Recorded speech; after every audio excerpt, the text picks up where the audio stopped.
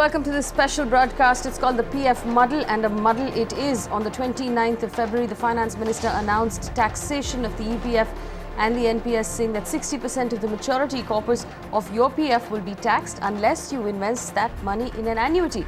On the 1st of March, the Finance Ministry issued a clarification saying only the interest component of that 60% of maturity value will be taxed unless you invest in an annuity. The clarification also told us that the PPF will remain tax-free. There was also a change that was made, we were told, to encourage more Indians to manage their retirement corpuses better. Those earning less than 15,000 rupees a month will not be subject to this tax. Also, the voluntary provident fund will be subject to the tax. Now, if the person in question passes away during the course of that annuity that we're talking about, there will be no tax on the heirs and there's no tax on the annuity. Now, just to give you an example of what this means for your money, we have run some numbers for you to give you an idea of this tax that we're talking about. It's on your screen right now. Let's assume you are contributing 4,000 rupees a month, which means your employer has to also contribute 4,000 rupees over the course of your working life, which is on an average 30 years. Now, at the rate, which is the current going rate of 8.75%, this is what your total corpus will look like at the age of 58. When you retire, it will be close to 1.3 crore rupees. Now, 40% of that, 52 lakh rupees thereabouts, will not be taxed. You can take it out as a lump sum. The remaining 78 lakh rupees is that 60% component. Now, here's the catch. How much of that money is interest? Close to 60 lakh rupees. 61 lakh rupees is the interest component, which will be taxed at a 30% tax bracket. We're talking about tax of close to 18 lakh rupees. The question we are asking today, is this fair? Is it fair for the government to tax the provident fund that goes compulsorily out of our bank accounts, out of our salaries every month, without giving us an option at all and telling us how we should use that money when we retire? If you have a question, our phone lines are open. We're going to be flashing a number at the bottom of your screen, so pick up the phone and call us. But I want to introduce the guests I have on the show this evening to answer this question. Narendra, the CEO of Value Research, and of course Nilesh Shah of Kotak Mutual Fund joins us right now. Gentlemen, thank you so much for joining us. I want to start, Narendra, I want to start with this, and I'm going to open this question to you. I personally think it's unfair because I'm not allowed to choose the PF. I'm not allowed to choose the rate of interest that I get on the PF. And now you're not going to allow me to choose how to use the money when I retire. It's completely unfair. Where do you stand on this taxation? Yeah, not only that, I really don't have any issues about taxing anything which the government thinks is an income. But I think, this is morally and principally wrong on two counts. This is one of the longest term, capital asset which an individual builds, and this is not subject to indexation. So, if 30 years ago, if I saved 1,000 rupee on which I earned interest in nominal terms, it will be considered as 1,000 rupee even 30 years down the line, and 30 years down the line the worth of that will be substantially less. And this is actually a very well stated principle of taxation, that your long-term assets is adjusted for inflation. When you buy a house 10 years ago, if you bought a house 10 years ago and if you sell it today, you might sell it at a higher price, but it is adjusted for the inflation to calculate your gains. And I think that should be applied to this, because this is a real long-term asset for taxation. The other thing is that this is unnecessary imposition.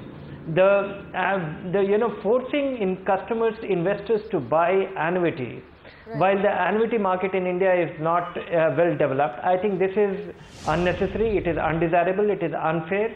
Yeah. And Narendra, this is my other problem. This is my other problem. In the 8 years that you and I have done a personal finance show together, never once have you recommended the annuity as a good investment. The annuity is a terrible investment.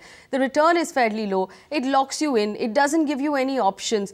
And for those people who choose a variable return, you're dependent as a senior citizen on interest rates. It is a terrible, terrible option as an investment. Now, while the government has removed service tax from annuities, I wouldn't want to use it if I retired. And I think that most average investors should be given that choice. Yes, absolutely. I think, most investors have to fend for themselves, and giving a simple periodic withdrawal plan within the taxable limit. So, if I have my accumulation of 1 crore rupee, and if I am taking, up to 5% of my accumulated assets annually, that becomes my annuity, and you know if that is provided for, I'll still be happier and comfortable. So one is that, you know, adjusting my, you know, all my accumulation as and treating it as a simple accumulation and treating it and making it subject to income tax is unfair. And the other critical thing is providing investors a choice, providing, you know, subscribers a choice what they want to do with their money. A lot of people, you know, and I think it requires some deliberation, that, you know, if somebody wants to buy and substitute this accumulated capital into an asset which will produce income, right, that should be fine, because, you know, he's not actually fretting away the money. I understand, I greatly appreciate the intent of the government, but the way it is getting executed is completely uncalled for and unfair. Let me bring in Nilesh Shah. He's Managing Director at Kotak AMC. Nilesh, are you for this sort of taxation? Now, here are the numbers. Let's look at the numbers again. This is according to the government. The government says there are 3.6 crore PF members right now. 3 crore members are below the 15,000 rupees a month bracket, which means that they will not come under this this particular tax. We're talking about the remaining 60 lakh rupees who are already paying a considerable amount of income tax out of their salaries. You've added some more to it. Nilesh, where do you stand on this? From an intent point of view, government is in right direction. From an execution point of view, as Narendra mentioned, they have made lots of error. Where the intent is coming from? Today, India has a tax to GDP ratio which is equivalent to Ghana. Do you want India to be African nation, or do you want India to progress and become Southeast Asian nation? We all know, other than salaried class, taxation burden is not equally distributed. There are businessmen, there are companies, there are trusts, there are entities which are not paying fair share of income tax, fair share of their other taxes, which is reflected into our tax to GDP ratio at African level, sub-Saharan African level, rather than at Asian level, and we are not even talking about going to European or American level. So intent is to tax people who can afford to pay tax. So they are in right direction, but the execution, as Narendra mentioned, is erroneous. And it is important for government to listen to the feedback from people to make it equitable. And it's not just salary class, which we are already milking enough. Why not levy tax on rich farmers? They have subsidized seeds, subsidized fertilizers, subsidized electricity, subsidized water. It's time that the rich farmers also share the burden of paying tax in the country. Right. It's time to tighten our compliance law so that the corporates, businessmen, traders, they also start paying the tax. Let's not tax just the salaried class. So intent is in right place, but the execution needs to improve significantly. Execution needs to improve considerably. Let me bring in Shailesh Haribhakti. And Shailesh Haribhakti was part of the team, the chairman of the team that designed the NPS. Mr. Haribhakti, I know you believe that this sort of taxation is good, but I have a basic argument, and I'm arguing here as a salaried individual myself. This sort of big brother treatment where the government says that, hey, listen, I don't think you are wise enough to invest for your retirement, so I'm going to force your hand on it. I don't think you're wise enough to choose that retirement investment, so I'm going to force your hand on it as well. And now on retirement, you're going to tell me that you don't think that at the age of 60 or 58 that I'm going to be wise enough to know how to manage my own money. I think that's unfair.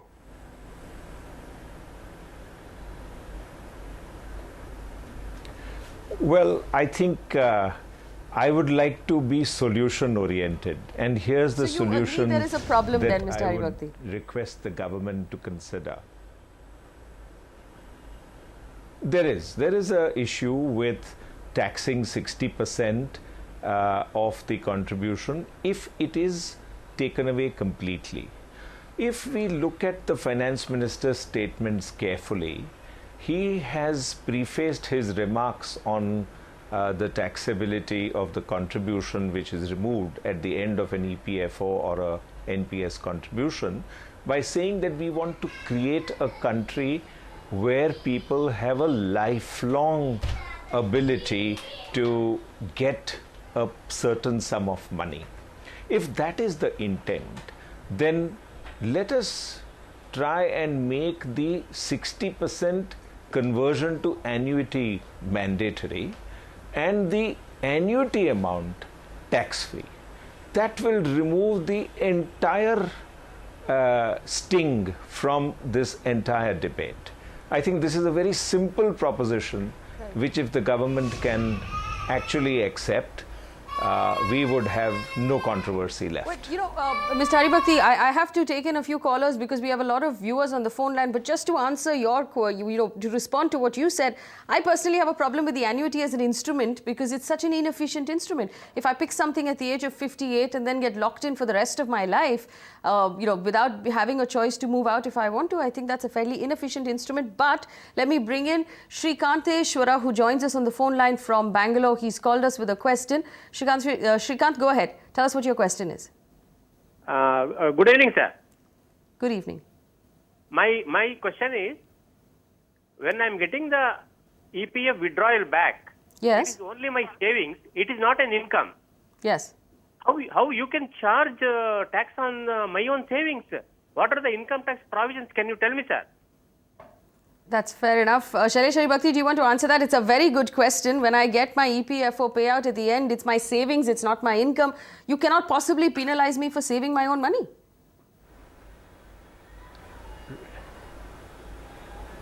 Yeah, so therefore the specific provision which is being made is that 40% of the withdrawal of contribution after you become eligible to withdraw, which is at age 60, you would be taxed on it if you wish to redeploy it in any way, shape or form.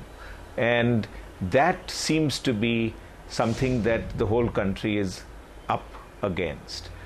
And if the intent is to create a large number of pensioners, then as I've proposed for the very careful consideration of the government, that if the annuity which is paid out is made tax free, then if you look at the tax implication of it, Faye, to answer your question and this gentleman's question, the return is so stable and so fair that it would be difficult for me to think about a plan which would yield on a certainty basis a larger than that post-tax return. All right. Okay. In fact, we have one more viewer on the phone line. Sanjeev Shirodkar has called us from Ghatkopar in Mumbai. Sanjeev, tell us what your question is. Sanjeev? All right, we seem to have lost Sanjeev. I'm going to go back to Dhirendra Kumar on this, on the point that Shailesh Haribhakti just made. And just as a clarification, Mr. Haribhakti, the clarification we received from the government says the annuity payout will in fact be completely tax-free. It also says that that's 60%, only the interest on that 60% will be taxed.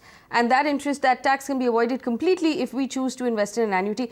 Dhirendra, let's focus on the annuity, and that's my worry at this point. Stable return or a stable, payout from the annuity over a period of time, if my life expectancy at the age of 60 is another 15 years or it's another 20 years, inflation will leave me with close to nothing at the end of that life expectancy, wouldn't it?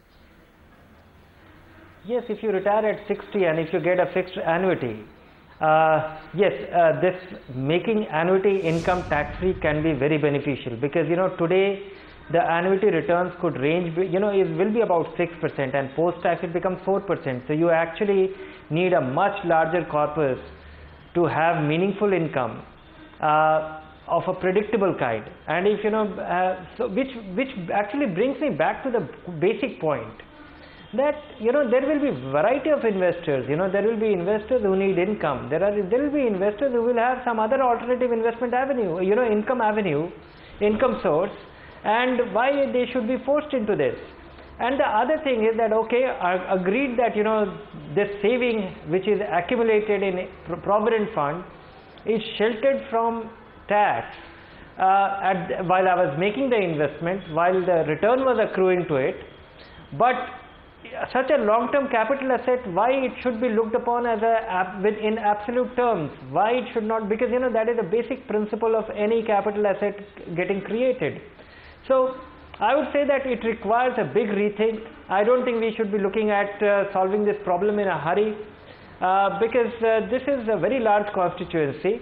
And what about those people, who earn less than 15,000 rupees?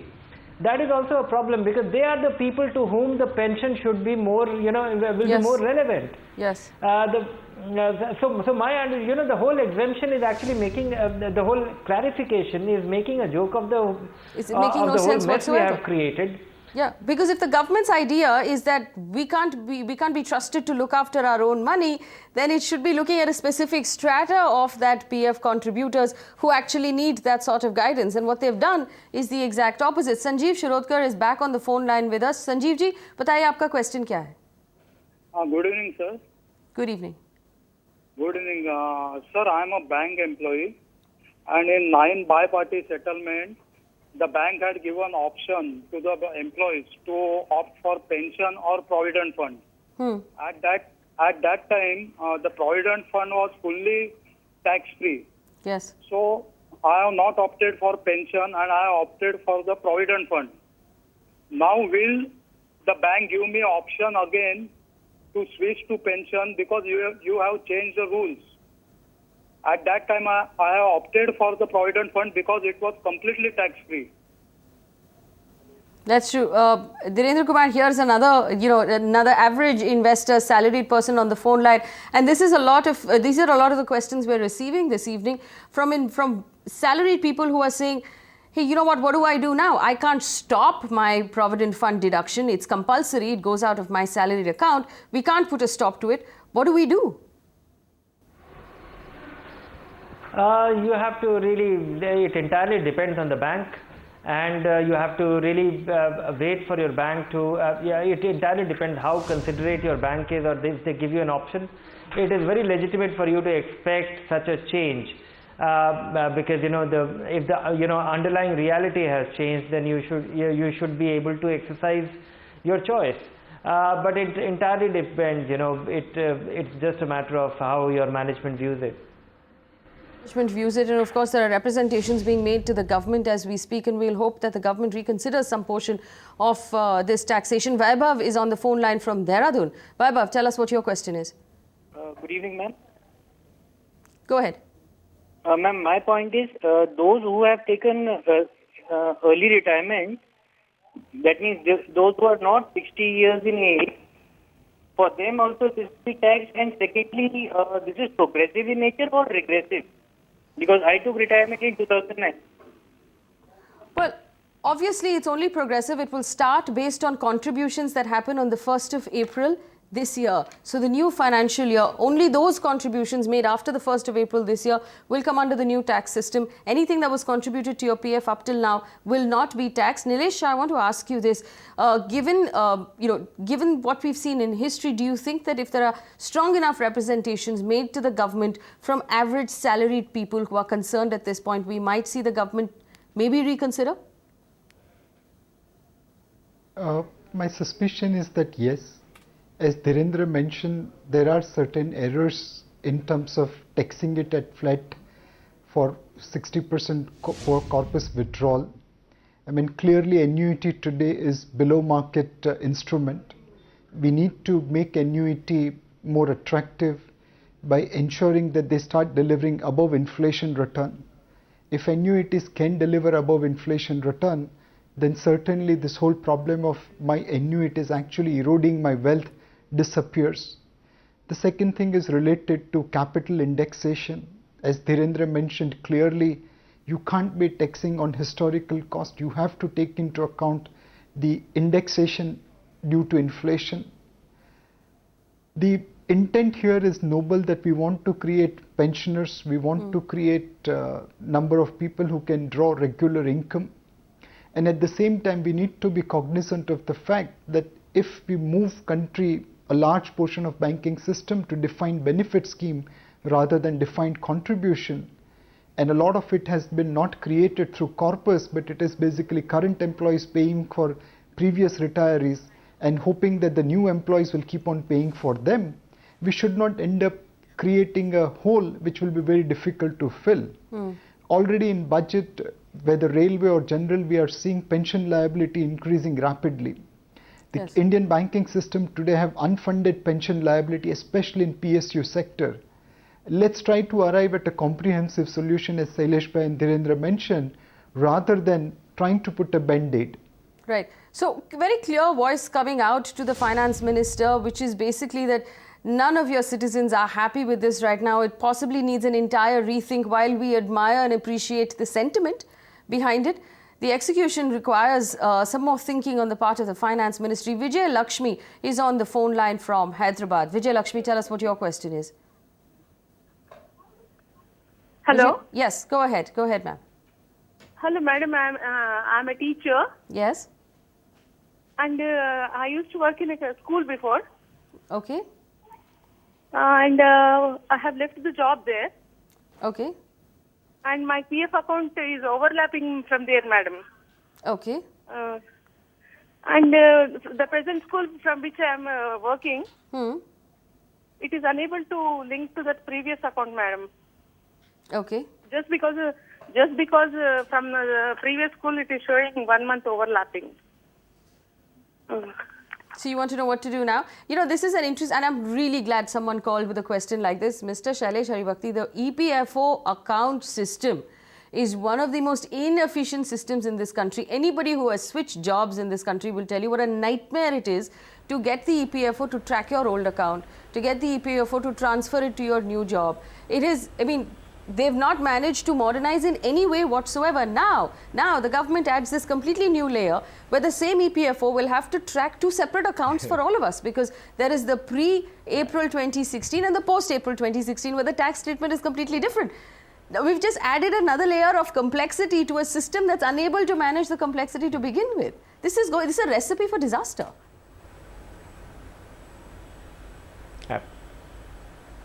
I would not like to use very derogatory terms for EPFO, but I must say that there is huge scope for their IT systems and their per subscriber records to improve. And when I compare that with the care and the quality and the kind of investment that is being made by the NPS, I think that is a very significant distinction that we are trying to make, particularly because ours is a defined contribution kind of system, the NPS.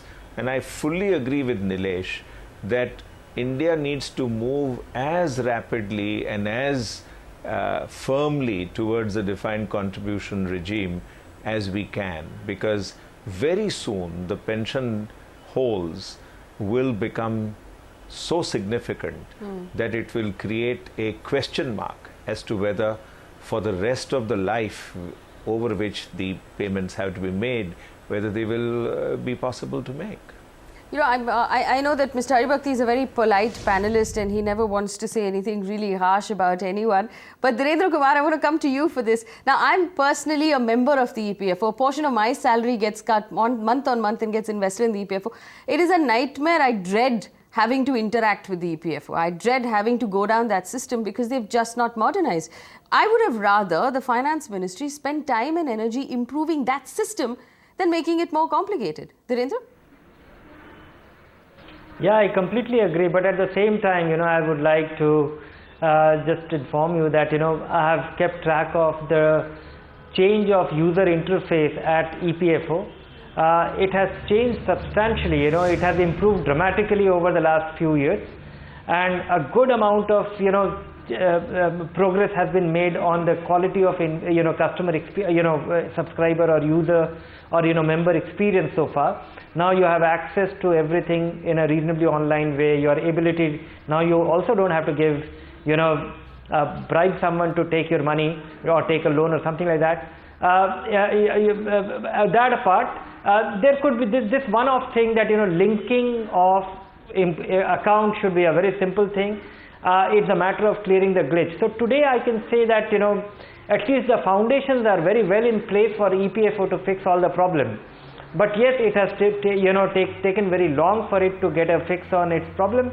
And as you know, I understand that any system with legacy, it takes time to automate, and but once you have done it, I think one have reason to be very hopeful. All right, let me bring in Nilesha as well on this same point. Nilesha, when we look at the the performance of the EPFO in terms of customer service and making their members comfortable, we also heard reports of the fact that the EPFO was considering capping all withdrawals until the age of 58 or maybe capping 75% of the withdrawals until the age of 68 in the same spirit of encouraging people to keep their money in for as long as possible. Do you think that the EPFO system per se needs a massive overhaul right now before we do anything else? So at least I am aware of one feature of EPFO which I would like all government and private service providers to copy.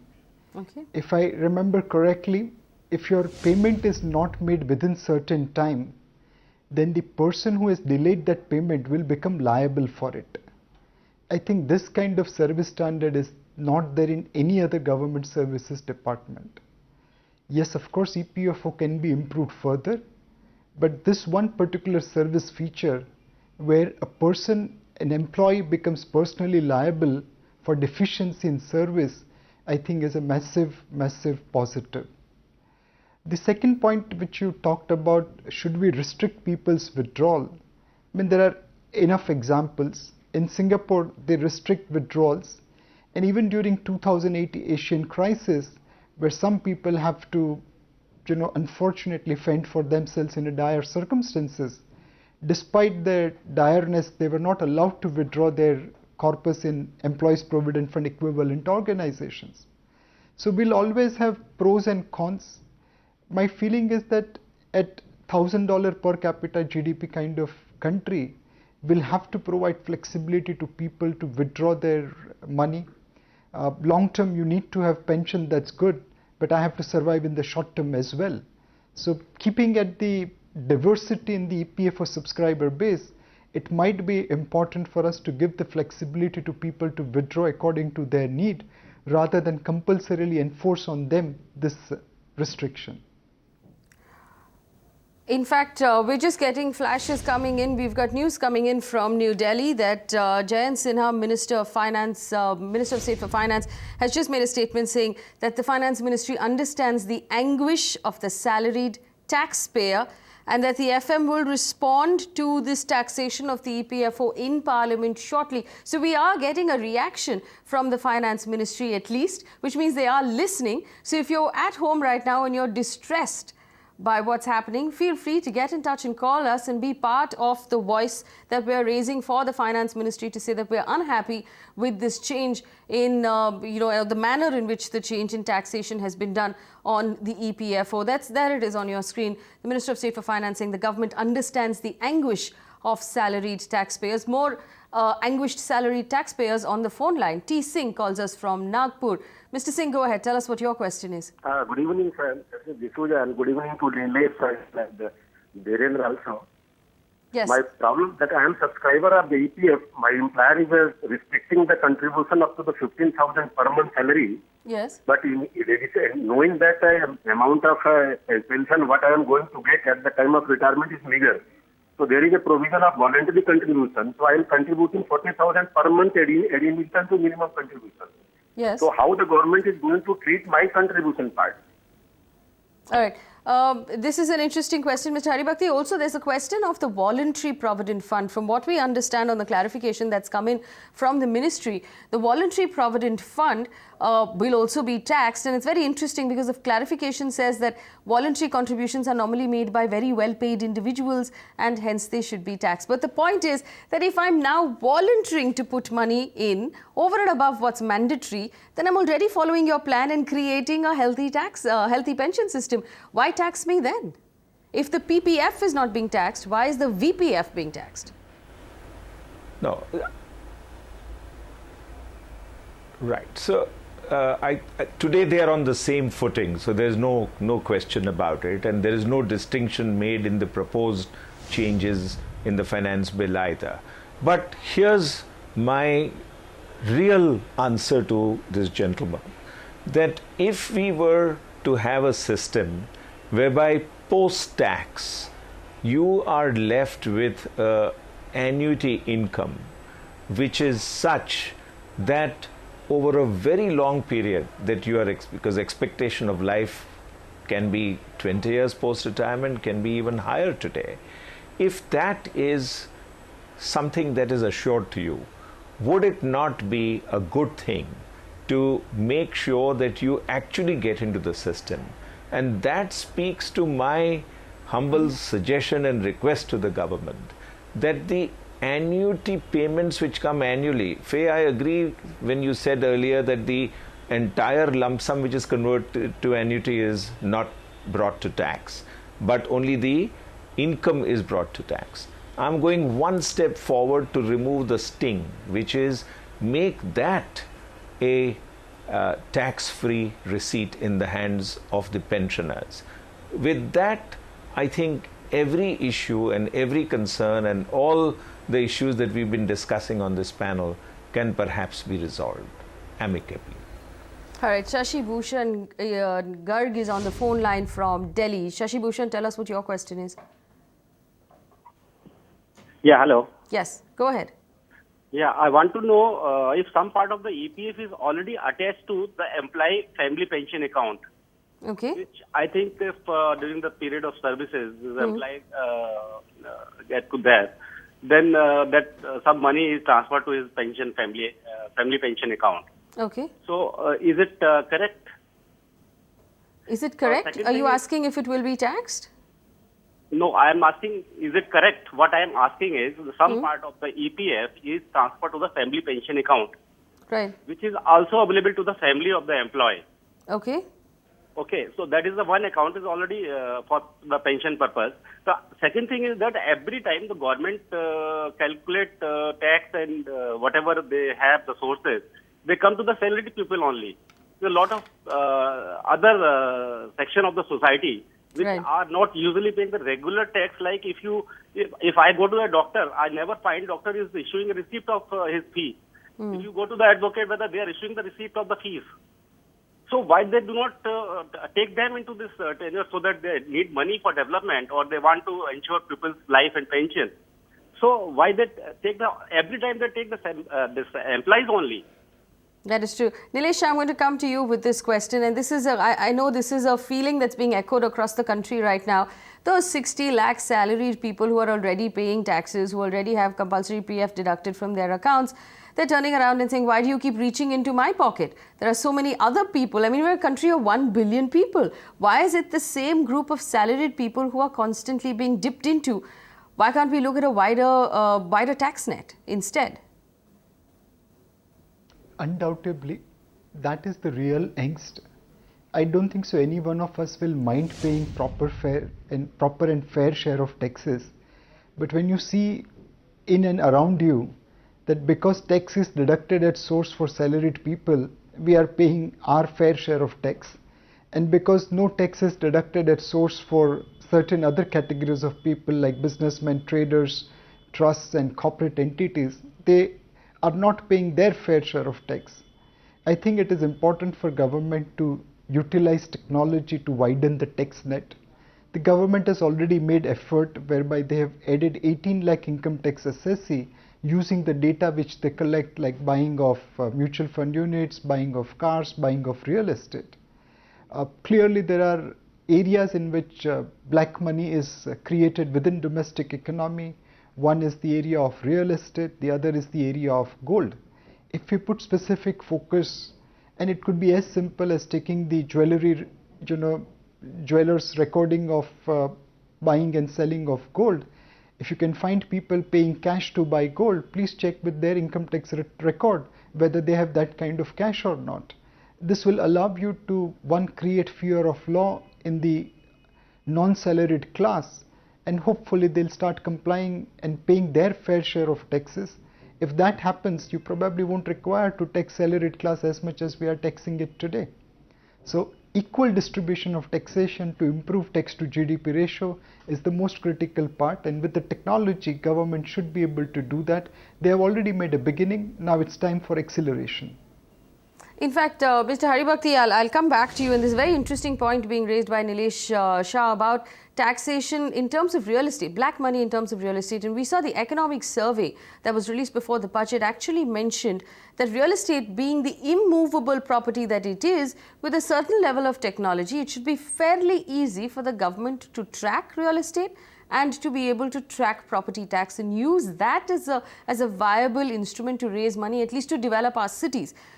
So that covers one of the things that the government is spending money on. Right now, we saw a 97,000 crore rupee infrastructure allocation that was made in this budget. Now, this is a fair point. There are other avenues of real estate and gold that we know there's black money circulating in. The one thing that doesn't have black money circulating in, salaried employees' money that's coming TDS into our bank accounts. So is there a need there perhaps to look maybe above what they're already dipping into? Correct.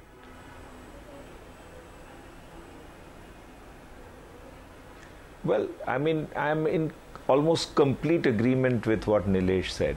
And I'm also a great votary of making the very high income earning agriculturists, so-called agriculturists, to be brought into the tax net.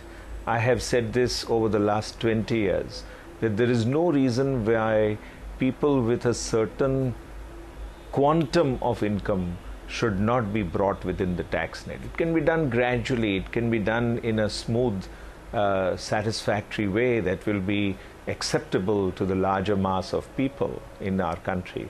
But I think it is important to bring everybody. We are only 3 crore taxpayers in a nation of 125 crores. And even out of this 3 crore, most of them are very marginal, small taxpayers.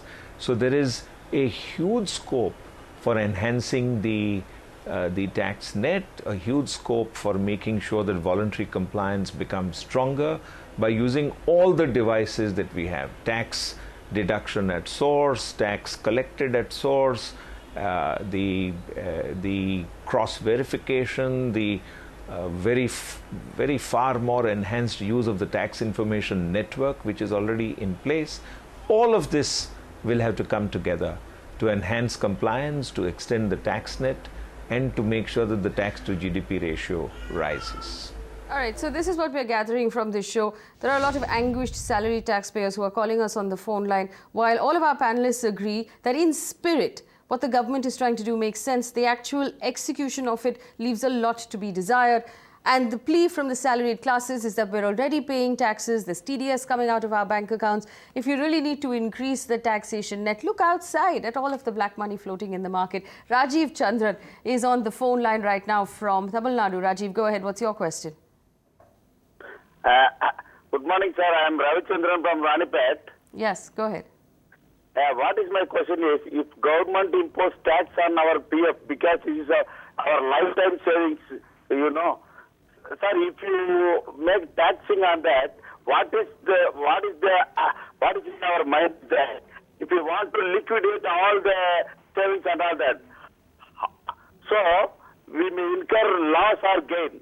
So what about our total savings? Because provident fund is our lifetime savings. It is the real money after superannuation. One the employee retires. I wanted to forecast his future expenses in his retirement. If you want to tax it now, he started to liquidate it. So how come it is correct, sir? That is true. Narendra Kumar, this idea of bringing in a tax at this point, when people need visibility on their retirements, they need to know how much money they're going to retire with, which means that people are going to have to change their plans of how they want to retire. Also, the fact that people are going to want to pull their money out at this point, because if you have volatile tax rules for something that goes on, an average PF investment goes on for at least 20 years. If you change the tax treatment of that instrument while it's in force, it will leave a lot of people, wondering what they should be doing next. No, I think one needs to approach this in a fairly, in a cool-minded way. Government has made it very clear that your accumulation so far does not get affected. It remains tax-free. You can take it out and they will create a separate account for all the things that will happen in future for your contributions from 1st of April. 2016.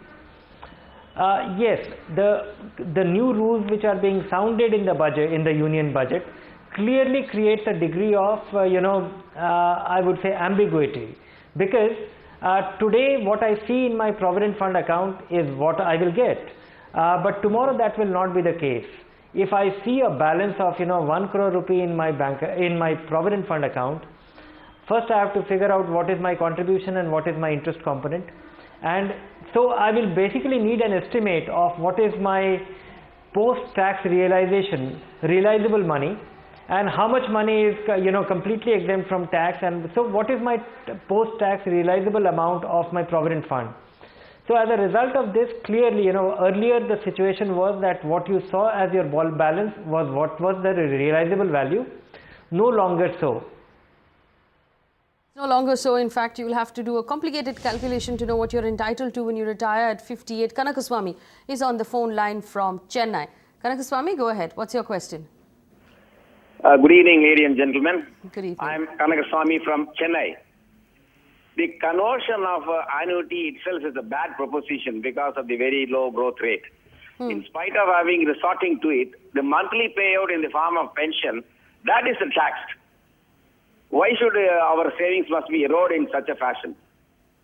Well, Mr. Kanakaswamy, thank you for calling us. Now, I just want to give you a clarification that we have from the ministry, which is basically the annuities which you will receive as a payout will not be taxed. Nilesh, I want to ask you this. There's been a lot being said about the return that annuities generate right now. They're a pure debt instrument. Do you think there might be an argument there to at least give some of us the option of picking a blended instrument, which is half equity and half debt, perhaps, if we choose to, instead of compulsorily saying we all have to get into annuities that will give us a certain, set return? Absolutely. It's important for us to generate above average inflation return. Even if you give an absolute number, but if it's going to be below inflation, and who knows where inflation will be 25 years down the line, then that's not going to work out. That's going to erode investors' wealth far more. So we need to make investment flexible, whereby professional fund managers will be able to deliver above inflation return. You'll have to give choice to professional fund managers to invest in debt, equity, local assets, global assets, commodities, currencies, real estate. One can make it in the form of NPS, where we predefine certain segments of asset allocations and then investors choose depending upon their risk. Second, we can give that flexibility to fund managers, and their performance will attract annuities in business. So we need to make our investment pattern more flexible so that fund managers can outperform inflation and create real value, real wealth for investors. In fact, Mr. Shailesh Haribhakti, while the government was fairly, aggressive when planning the NPS, and the NPS was really the first time that the Indian government came out of its shell where it says that PF or pure debt is the only way to keep the investors safe. They open their minds to using equity for the long term as well. So is there room here, considering all annuities are offered by life insurance companies that offer equity and debt and a blend of the two? Is there room here perhaps for the government to consider offering us equity after retirement as well, if we really have to do this annuity thing?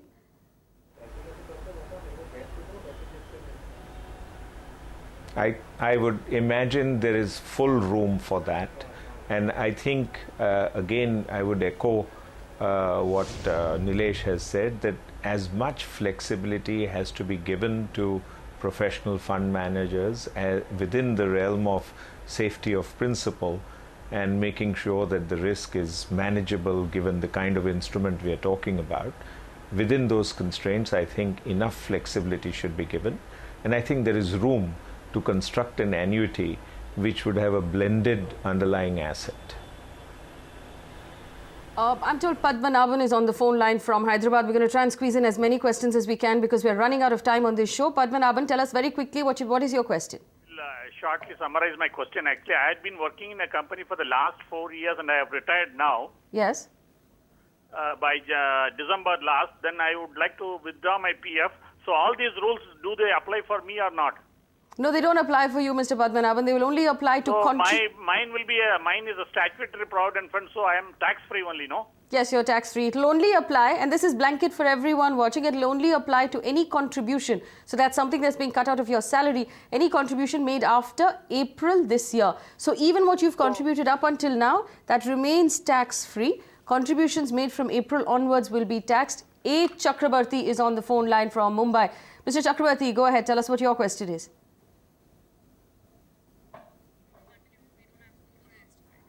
All right. Narendra Kumar, very quickly, I also want you to respond to the fact that both Nilesh and Shailesh Haribhakti agree that, we should have an option in the annuity stage of mixing equity and debt.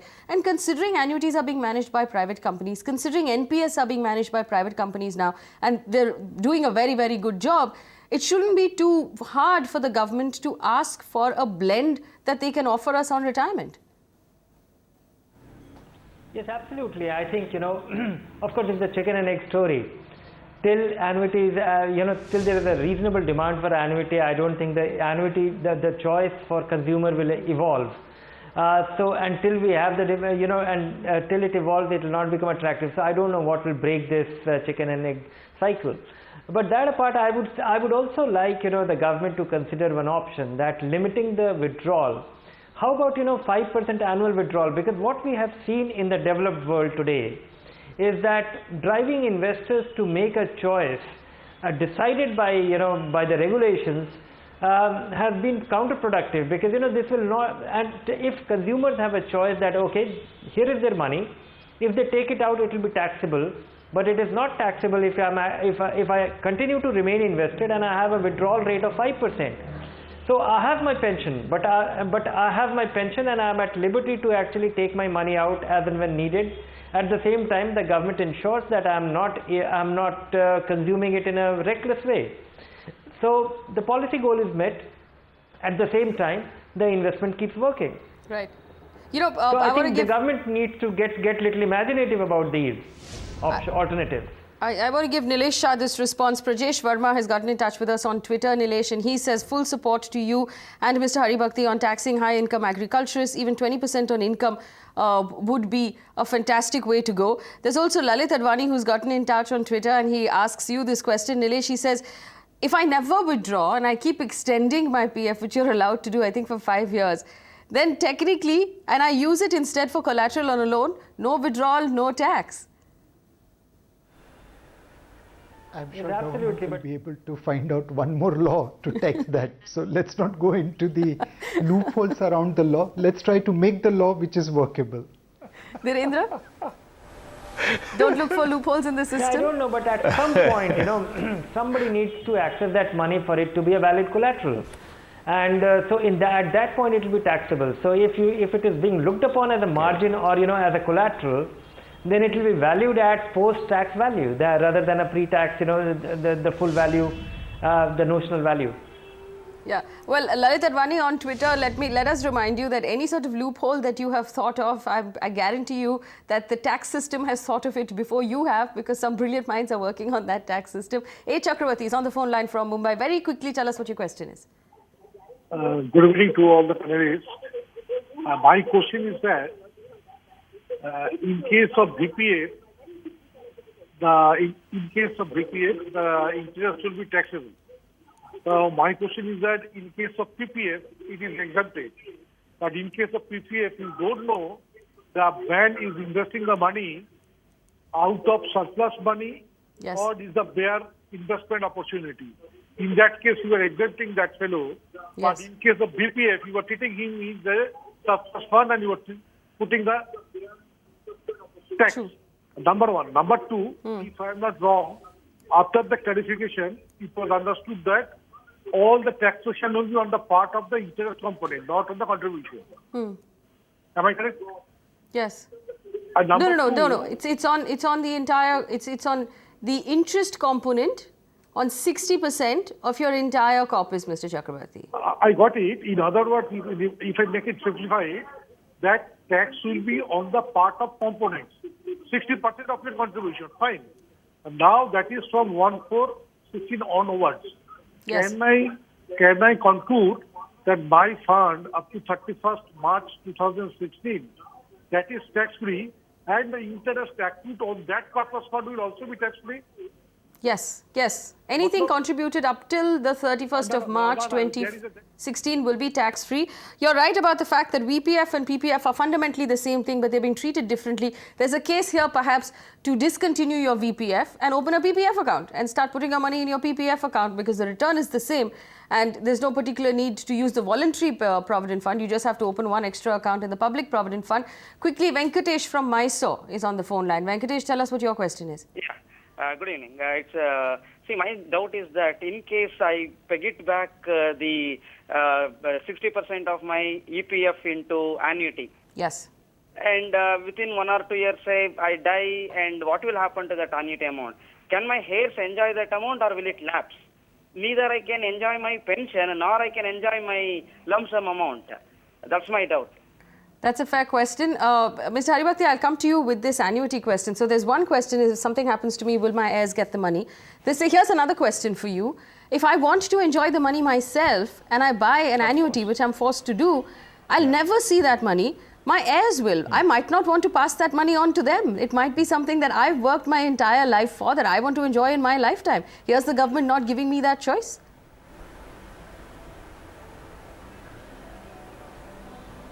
Well, you see, I'll just tell you the legal position. The legal position is that when it passes to your heirs, it is tax-free.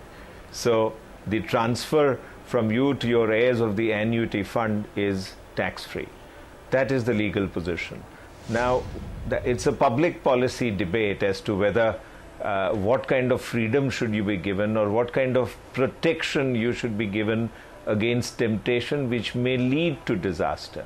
So that is the edge at which we are walking today, and that is the edge at which the finance minister has taken the call, that we need to create a lifelong series of income coming through to the pensioners in order to protect them from the risk of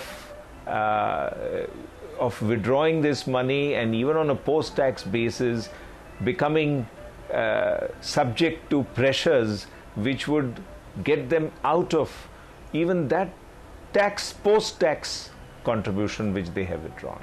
So that is the real struggle that we are facing, and I think the solution that I have proposed might be a comprehensive way to deal with it. All right, just to reiterate what Mr. Haribhakti said, that if the member in question passes away during the course of the annuity, the entire corpus will be handed over to the heirs, completely tax-free. Last question on the show, last 2 minutes of the show. B. Satyanarayan is on the phone from Hyderabad. Mr. Satyanarayan, very quickly tell us what your question is. Sir, Madam, good evening to all of you. Good evening. I am 61 years. I want to talk with Sri Narendra Kumar Ji. I want to know. I am not in a PF and I am not a paid PF. I want to invest in future. I have not income with 15,000 per month. So I want whatever the funds to invest and get 10% or in addition to 15% as asking him. This is a great phone call to take as an example. Narendra Kumar, here's a retired person who has a corpus he wants to put aside, and he wants to generate a monthly income. He wants to generate a monthly income of 10 or 15%, nowhere near the annuity returns that we're talking about, which is the need of the customer. What advice would you give him? I really don't have a very meaningful suggestion, but I would say that he should try and combine, create an asset allocation. A small part of his income, I don't know what is the scale of his investment. But he should get little more conservative, little more, he should not be expecting this kind of return with a regular, flow. One is that he should have a guaranteed flow for a limited amount, and he should invest that money in senior citizen savings scheme, which looks like the most attractive return for senior citizens, 9%. And then supplement that portfolio with an equity portfolio or a balanced portfolio, because your portfolio will not be able to beat inflation in the absence of such an allocation. Senior Citizen Savings Scheme still remains the most attractive, and there's a reason why the government is not making it mandatory for us to pick the Senior Citizen Savings Scheme and asking us to pick an annuity, because those guaranteed returns might not be available for much longer. That brings us to the end of the show. But remember, on ET Now, we're going to continue to answer your questions. So you can get in touch with us if you have questions on the same phone number or on Twitter.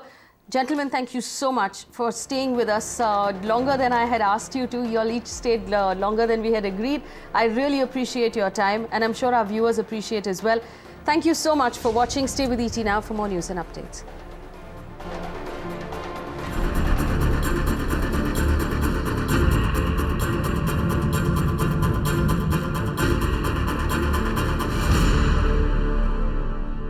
Find us on Facebook at facebook.com/ETNow, and don't forget to click the like button. You can also follow us on Twitter at ETNowLive. To stay updated with all our programming, hit the subscribe button on our YouTube channel by logging on to youtube.com/user/ETNow.